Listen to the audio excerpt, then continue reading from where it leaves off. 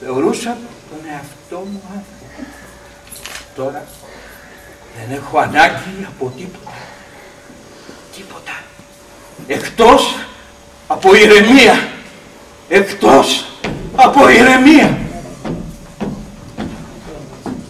Όμως πίσω στα παρασκήνια στέκεται η γυναίκα μου. Ήρθε και με περιμένει. Αν σας ρωτήσει, πέστε τη σας παρακαλώ, κάντε μου τη χάρη, ότι η ομιλία ήταν, ότι το σκιάχτρο, δηλαδή εγώ, στάθηκα εδώ, με αξιοπρέπεια.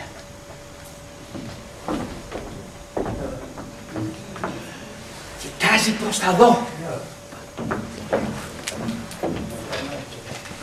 Δοθέντως ότι ο καπνός εμπεριέχει το φοβερό δηλητήριο, για το οποίο μόλις τώρα σας μίλησα, δεν πρέπει σε καμία περίπτωση να καπνίζετε. Και θέλω να πιστεύω, κατά κάποιο τρόπο, ότι η ομιλία μου αυτή για τις βλαβερές συνέπειες του καπνού θα σας είναι ωφέλιμη. Αυτά ήταν να σας πω. Μίλησα και ξαλάφρωσε η ψυχή μου.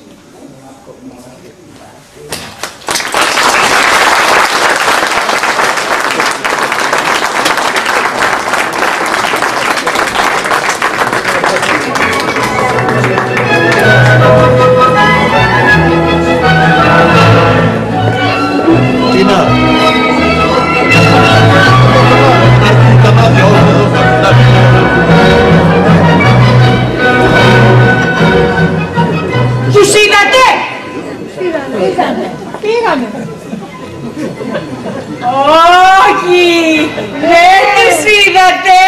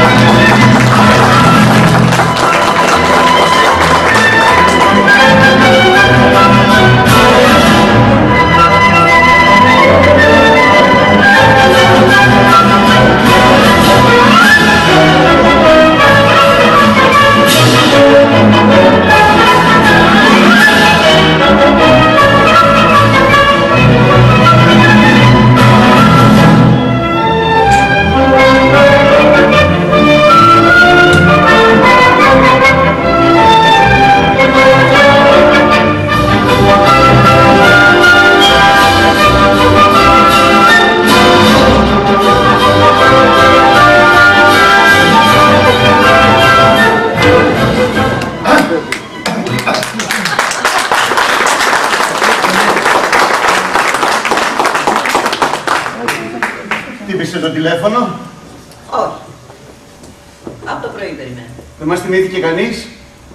Ούτε η Μαρκησία. Ούτε ο Μαρκίσιος. Σίγουρα θα έχουν προβλήματα με τα ρούχα τους. Τα δικά μου τα ετοίμασες. Ναι, από τα χτες. Τα προβάρισες καλέ, δεν το θυμάσαι. Το θυμάμαι, το θυμάμαι. Τότε τι ρωτάς? Κάτι πρέπει να ρωτήσω μπαίνοντας μέσα σε αυτό το σπίτι. Για να διασκεδάσουμε τη μονοτονία. Όχι, όχι, δεν συμφωνώ. Μονοτονία δεν υπάρχει, είμαστε ευτυχισμένοι. Το ίδιο μου έλεγε πριν από λίγο και ο Αρλεκίνος. Μα, τον συνάντησες? Ναι, ναι, βγαίνοντας τυχαία από το γραφείο. Σου είπε πως θα έρθουνε? Ναι, το δίχως άλλο. Έχουν κλείσει τη βραδιά τους αποκλειστικά και μόνο για μας. Όμως το πρόβλημα... Ποιο πρόβλημα? Το γράφουν σήμερα οι εφημερίδες. Η μέρα που είναι σήμερα δεν θέλω να μου αναφέρεις τι γράφουν οι εφημερίδες. Πες κάτι άλλο. Όμως η εφημερίδα σήμερα γράφει... Μια ζωή πας και έρχεσαι και μου λες κανένα από τις εφημερίδες. Ποτέ δεν έχεις αγοράσει ωστόσο μια εφημερίδα. Τα νέα τα μαθαίνεις το πρωί στο γραφείο και το μεσημέρι στην ουρά των λεωφορείων ρίχνοντας λάθρες ματιές. Και έτσι να είναι. Τα νέα χάνουν την αξία τους άμα δεν είναι από πρώτο χέρι. Το ίδιο πιστεύει και η Δούκισσα. Η Δούκισσα είναι αρκετά ηλικιωμένη για να μπορεί να εκφέρει γνώμη. Ξεμαραμένη θα έλεγα. Κι όμως, δεν πρέπει να μιλάς για αυτήν έτσι. Την τιμή που μας κάνει απόψε να έρχεται στο σπίτι μας. Θα μου πεις βέβαια προς έρχεται γιατί θα είναι εδώ ο Δούκας, τον οποίο φλερτάρει 37 ολόκληρα χρόνια. Αλλά τι με αυτό. Δεν πρέπει να καταφέρεσαι των ανθρώπων οι οποίοι σε τιμούν και ιδιαίτερα όταν πρόκειται για άτομα υψηλής περιοπής. Ζητώ συγγνώμη. Η αλήθεια όμως πρέπει να λέγεται, έστω κι αν πρόκειται για μία Δούκισσα. Άκουσε εδώ να σου πω. 50 ολόκληρα χρόνια περιμένω εγώ αυτό το απόψινό βράδυ να ανοίξω το μέγαρο που κληρονόμησα από τους πατρίδες γονιούς μου στην υψηλή αριστοκρατία. Και τόσα χρόνια γιατί δεν το άνοιγες. Έστεγε η ταπεινή σου καταγωγή. Αυτό το ξέρεις πολύ καλά. Μερικές φορές όμως κάνεις πως το ξεχνάς. Κι αποθρασύνεσαι. Ζητώ ταπεινά συγγνώμη. Δεκτή. Σαν έβασα όσο ψηλότερα γινόταν. Σε επέβαλα. Σε βάρος μου. Μου κλείσαν από παντού τις πόρτες. Με κατεφρόνεσαν όλοι οι αριστοκράτες. Απολολός πρόβατο. Ναι, πρόβατο απολολός. Για σένα. Γιατί σε αγάπησα. Ήσουνα το τίποτα. Και σ' έκανα το κάτι. Αυτό λέγεται κοινωνικό ανέβασμα. Έστω κι αν εμένα με έφτιρε. Έστω κι αν με κατεράκωσε. Ποια μωρέ θα καθόταν 50 ολόκληρα χρόνια δίπλα σου, χωρίς προσκλήσεις, χωρίς δεξιώσεις, χωρίς πόπερες. Είχα ωστόσο κι εγώ τις περγαμηνές μου, το οικόσιμό μου. Σκουριασμένο! Κι άχρηστο. Άρα πρέπει να σε αναπαυτίσω. Ήσουνα μια ξεπεσμένη αριστοκράτισσα. Το οικόσιμό μου κρατούσε ακόμη τη λαμπράδα του, έστω κι αν είχε περάσει και είχε αφήσει λίγα ίχνη σκόνης από πάνω του ο χρόνος. Αυτό σε βόλευε. Γι' αυτό με παντρεύτηκες. Όχι από έρωτα όπως διατείνεσαι, για να ανέβεις και πάλι ψηλά, για να ανοίξουν και πάλι τα σαλόνια σε σένα. Όμως θα έκλεισαν και σε μένα. 50 ολόκληρα χρόνια μηχανευόμουν πώς να μπορέσω να τους κάνω να σε ενεχθούν. Στο τέλος, μόνο που σε δέχτηκαν. Και αυτό με το ζάρι.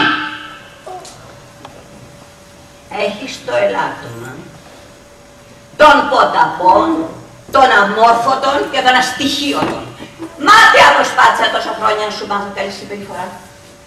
Πιστεύω πως το βράδυ θα με κάνεις ρεζίλ στους καλεσμένους μας έτσι κι ανοίξεις το στόμα σου. Τους ίδιους φόβους έχω κι εγώ, αγαπητή μου, αλλά για σένα, ναι. Και όσο σκέπτομαι ότι θα παρευρεθεί και ο πρέσβης. Αλήθεια? Με την ακολουθία του. Δεν μου το είχες πει αυτό.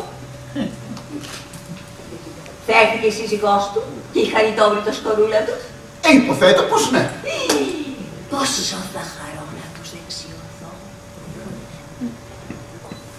Ώρες απορώ αν σου αξίζει μια τέτοια τιμή.